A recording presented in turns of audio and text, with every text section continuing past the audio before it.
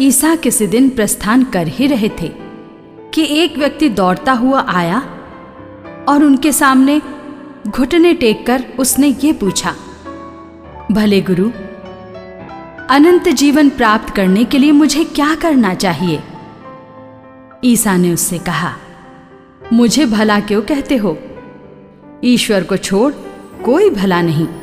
तुम आज्ञाओं को जानते हो, हत्या मत करो, व्यभिचार मत करो, चोरी मत करो, झूठी गवाही मत दो, किसी को मत ठगो, अपने माता पिता का आदर करो।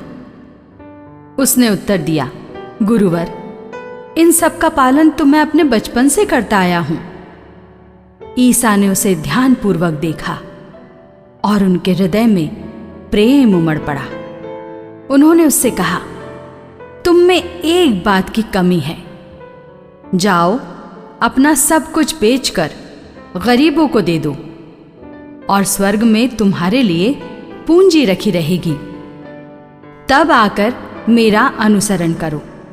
यह सुनकर उसका चेहरा उतर गया और वो बहुत उदास होकर चला गया, क्योंकि वह बहुत धनी था।